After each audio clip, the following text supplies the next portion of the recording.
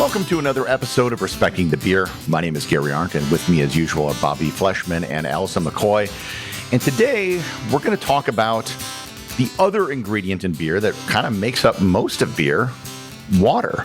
And also maybe the effects of land and terrain on going into the end product. So obviously beer is a liquid. Liquid is made up mostly of water. How important is the water that goes into it? And that's kind of a leading question because I'm sure the answer is quite a bit. But what do you do? I mean, I'm sure you guys aren't just taking tap water out of the city, are you? Or do you filter it? How does that work? Right. In a modern setting, most municipalities, water tastes pretty good.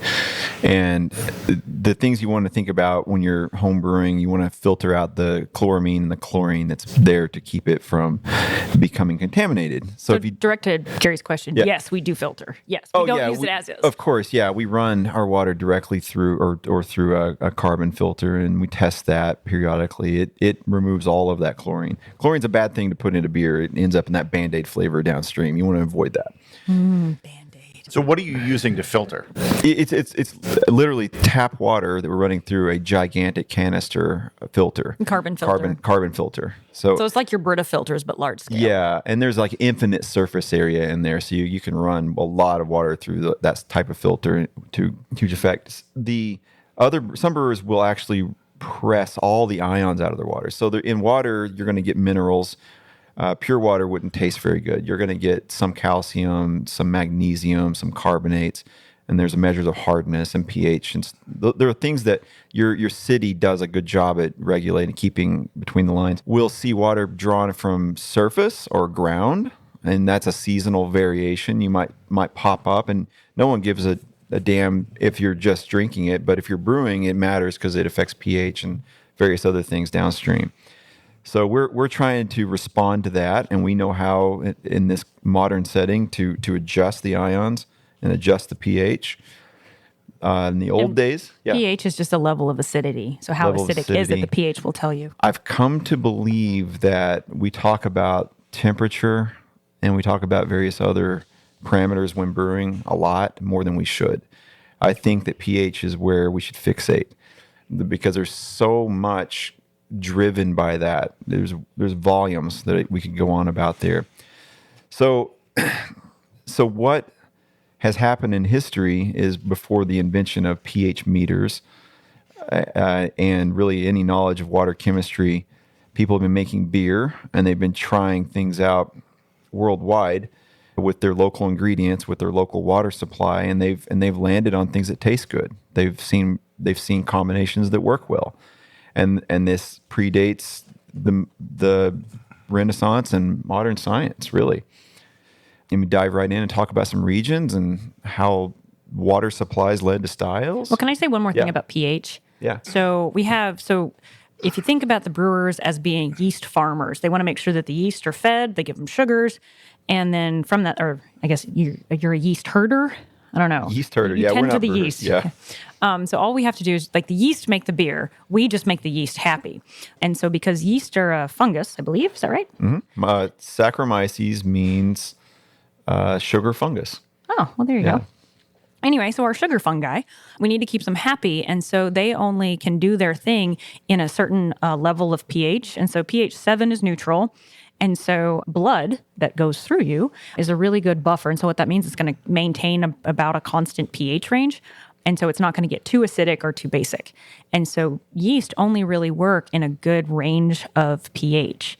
And so one of the things that we have to do is just to make sure that we add all of these different things to conform or to fit the liquid water that or the liquid that the yeast are suspended in to be within that pH range so that they can then eat poop CO2, poop alcohol, and do all of their other things that they need to do. Exactly. And when you read, like, in cosmetic products, it'll say, like, pH balance. What that means is it's stuff that they've added such that if you get too acidic or too basic, it's not going to go that far. It's going to stay in that one pH range. Water chemistry's there's a lot going on there. Even Allison will tell you water chemistry's challenging. Oh, it's ridiculous. It is so far from the chemistry that I do because it's too hard. Yeah. Well, not too hard. It's just not that interesting. And never mind that pH is a logarithmic scale. And so it's kind of hard to get your head around. We live in a linear, we think we can think logarithmically, but generally we think linearly, and it's kind of hard to get your head around. I've always that. felt the pH scale was dumb. It is so dumb. It is Why log-base pick 10 7? is so dumb. I mean, why not 0 as neutral? You can move the scale and just call it 0. Yeah. It's because of the autoionization of water. I'll stop. Yeah.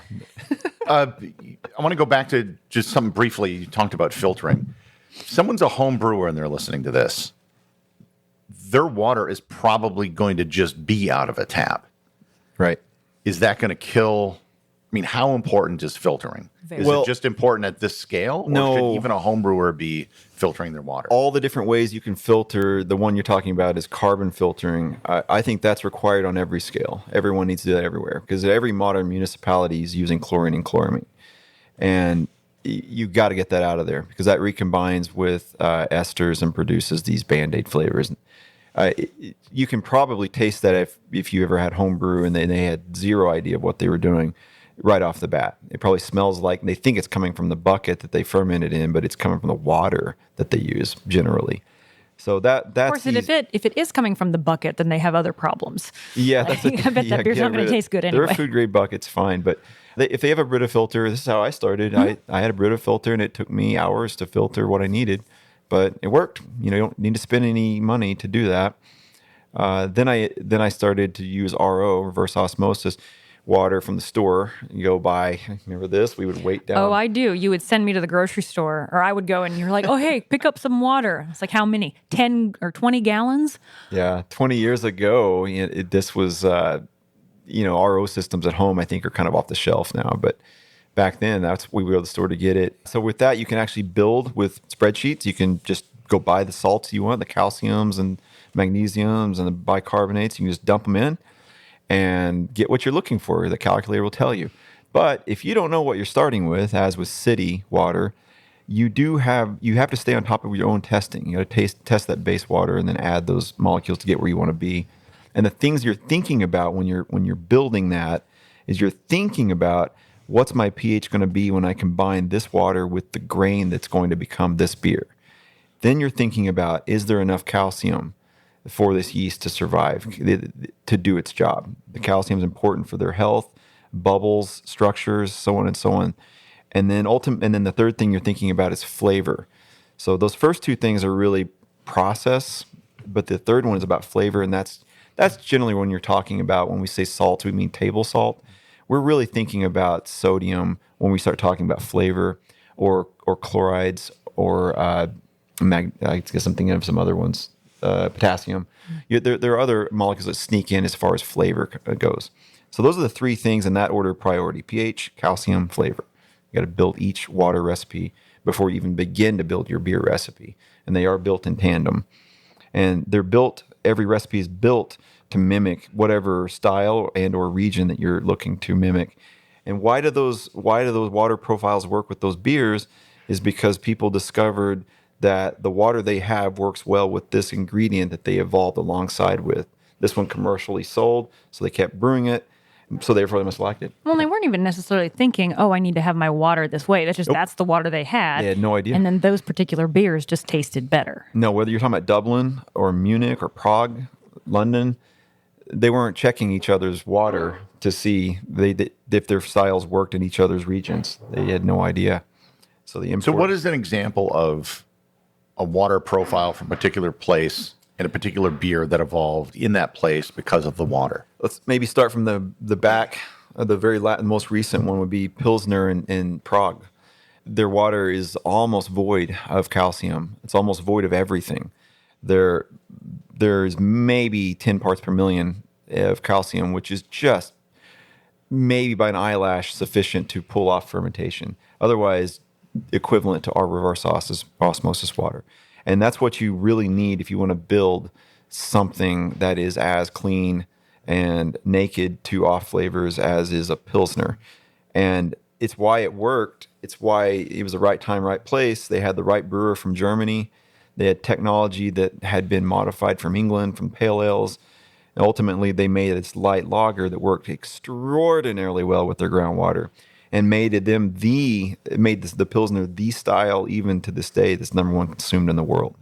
So that one's it's probably coming from, I can't speak to the ground formation or the water formation, but it's probably coming from the ground, and it's probably some hard, non like gypsum type rocks that they're drawing their water from. I can't even speak to that. Gary is I was about to say, I have no idea what's happening in Prague in terms of the water, but I do know, you're going to get different types of water based on your place. Yeah. There's a Sir Richard Branson has an island in the Caribbean, and they literally ship in 55-gallon drums of New York City water to make pizza. So they can create genuine New York pizza. Oh my God, that's amazing. And I've had a lot of people that say that it's the water that literally is what makes the dough in pizza in New York different.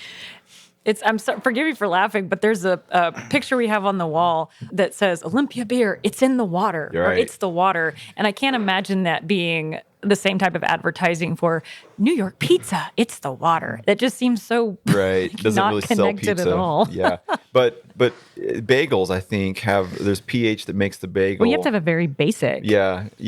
So you see this in baking all the time. throw in, I think, a Water sodium in bicarbonate. Montreal. Yeah. That's why bagels in Montreal have are such a thing. And now we live in this modern time. We can make this water any way, anywhere. But yeah, back in the day, we didn't know that. So when you're making a Pilsner, then, is the first step then to make the water that is somewhat similar to what they're going to find in Prague? We are very fortunate. If I did have a reverse osmosis system, I would utilize it for the Pilsner. But we are extremely fortunate in Appleton. We have some really good base water here for brewing. It has a sufficient, like 25 parts per million calcium. And just to give you context, I said 10 was for Prague, but you might see up to levels of 200, in various styles. So we actually start with a pretty good canvas slate on which to build. And then there are other ions in our water here. But generally speaking, Appleton's really good, and it's fairly steady throughout the year. So that's what we do. We don't do anything to it. We filter it and we just start brewing, because the best we can do is start with what we have, since we don't have RO, and we're just fortunate enough, and somewhat by design, we don't have RO because we knew we had good enough water to build a Pilsner on. Is that one of the reasons that Miller, just down south in Milwaukee, has the similar? I mean, it's a lager. Yeah, I bet they're using Lake. I bet it's Michigan. Yeah. From 150 years ago. Yeah, I'm sure that all the Germans settled here because of the water. I'm sure they were trying to replicate what they did in Germany. Well, and if you're going to pick a place to live and move your entire culture, you might as well pick the place that you can brew the best beer. Sounds good. And even if you don't know all the ins and outs of water chemistry, people have learned lime can be added to the I am boil. a chemist. I am paid to be a chemist, and I do not know all the ins and outs of water chemistry. Yeah. It's such a unique niche field. And Germans, it's a lot. anecdotally, they were able to put together process. But the Germans aren't going to allow you to use these things to begin with because of this rule called the Reinheitsgebot. But there are brewers everywhere that have learned before the advent of water chemistry how to get their water soft enough in order to brew, as in low enough in calcium and magnesium in order to brew something like a Pilsner. The other extreme on that, Gary, would be like in Dublin, you find a lot of bicarbonates sort of closer to the surface. They're dissolving carbonate and bicarbonate, which will increase your pH of your water. And in Dublin, they're famous nowadays for the roasted dry stouts. And whenever you use roasted grain, that provides acidity. So you see the two coming together. High pH means basic, and you add that to an acid profile in your grist, in your grain, and you strike that balance. You look for that pH that makes those yeast happy. And then the other things you care about, calcium and flavor, but namely again that pH. Making yeast happy. And it goes through the list. Burton upon Trent in England had tremendous levels of gypsum, and gypsum makes your calcium extremely high and makes your calcium sulfate. So your sulfate levels go very, very high, and it makes for a really good IPA to sail around Africa to India. It tends to be stable. It tends to present as sharp. Tends to be a good canvas for hops. And then you have London made the best porters, probably still do. on earth for their profile. And then Munich makes the best dark lagers in the world. So on and so on. I'm just going to throw out there, just reminded me. We're familiar with this in terms of naming some of these salts that Bobby's talking about. A lot of them have like common names, like Epsom Chalk. salts. I should have said chalk. Yeah, chalk. Calcium carbonate. So chalk is what we're talking about when I say carbonate. Yeah. But like Epsom, so it's from I'm looking, Epsom salts were discovered in Epsom, England, a spa town in the 1600s. But Epsom is magnesium sulfate, Epsom salt. And so most of these salts have It's a counterpart to normal names. To calcium sulfate gypsum. Yeah. Right. Yeah. So one of them brings calcium, the other one brings magnesium to the table. They're both important. Yeast need them both. I'd never thought what you said about the Dublin water and putting An acid into it makes perfect sense. Yeah. I never would have thought of that. But this is the aha moment I hope that everyone's having out there, because for me, there are two things I think a lot about. Bubbles, we talked a lot about last episode, but this whole concept of why we have beer styles and how it's connected to the water and the regions and all of the evolution of these ingredients is probably the most profound way to tell the story of beer. So whenever I do beer classes, I always like to think that way, even if I'm not telling them I'm thinking that way. Well, at least before we lived in a truly connected global society where each of these individual cultures were developing on their own kind of independently. I mean, that's where the history of these beer styles came about, with what water that they had. So I think in terms of like telling the narrative of humans' experience with beer, I mean, we had to go where the water was. So you mentioned that the water you use here is conducive to making a Pilsner. So if you want to make an Irish stout, do you then have to make the water more basic in order to sort of replicate those conditions? So I'll grab a scoop of, it's not a scoop, there's a measured scoop, it's a calculated scoop, but I'll grab a scoop of chalk and I will dump it into the kettle. And that chalk raises the pH where it otherwise would have been Calcium lower. Carbonate sounds a lot better than chalk. I know. Because it really sounds like you're just taking something off a chalkboard. Yeah. You've also it's hard to dissolve chalk. It is hard to dissolve chalk. And That's it's a challenge. when you take, when you grab a Tums and you toss it in your mouth, you're like getting your calcium. What you're really eating is chalk. Yeah, it's chalk. But well-branded chalk. There's a demonstration there that professors could probably do by eating Coral, the chalk. limestone, seashells. Yeah, but it's an antacid, so it's anti-acid. But getting it to dissolve is tricky business, and you got to get the temperature of the water right and the pH right, and there's a lot of things were at play there. And with like an English IPA, we'll dump loads of gypsum in there for the same reason, and all in the middle of that spectrum, you see these dark lagers and porters and so on. Is there any water that's just bad for brewing? Like this is not a place you would want to create a place muddy region. Well, I mean, other than contaminants and pollution, obviously, but just like regular groundwater, spring water that just would not be suitable. High magnesium will notoriously give you bowel problems, so you want to keep that at a minimum. And the other one is sulfur. You want to avoid that. Rotten egg smell, burnt match. And these are things immediately from tasting the water if you want to brew with it. If you don't want to drink your water, don't brew with it. I mean, that's pretty simple. For a while when I was growing up, we were in West Texas in the Permian Basin, and the water there was just so gross. Oh my God, it was so gross. It had so many nasty salts in it. But I can't imagine that you would ever want to start with that sort of groundwater. You really have to get into a distilled /RO / membrane filtered situation if you're in those kinds of regions, for sure. This was back in the early 90s in the RO system that my dad bought. Must have cost him an entire paycheck, but it was so worth it. But Wisconsin, and I do praise Appleton in particular, has good water, believe it or not. Does it fluctuate seasonally with the salt runoff? We do. You see seasonality. I've correlated it with what I think is the salt runoff, the salt from the roads, making its way into a combination of surface and groundwater. And so it's not like you're drinking. It's not anything you would taste, right? But it's enough for me to pick up on the chloride level or whatever, and I have to remove where I would otherwise put calcium chloride in. I omit it and put calcium sulfate instead in. Yeah, so there are some small changes. And just to clarify for people, if you're not familiar with this, we've been using the word salt interchangeably with different things. Yes. There is table salt, which is the colloquial term for salt, which is NaCl. Yeah. But then there are salts, of which salt is a salt. Yes. Allison, take it. Yeah. What is it? Not so all whales are mammals, but not all mammals are whales. Right. So NaCl, table salt. Is Wait, a you salt, didn't but lead with not all life depends on. Oh my God, that's the best one. Life depends on salts and sunshine. That's from a book that I absolutely love called Ionic Liquids on All Things. Anyway, that's a scientific technical thing. But salts, what is it? So the chemical definition of a salt, two things ionically bonded together, which is going to be a metal and a non-metal. And so if you have a metal like sodium, lithium, potassium, any of those on the left-hand side of the periodic table, calcium, magnesium, strontium, francium, any sort, bonded to a non-metal, things on the right-hand side of the periodic table, carbon, oxygen, nitrogen, sulfurs, fluorines, other things, chlorines, those two things bond together. That's the technical definition of a salt. And there are countless, and I mean gazillions of salts.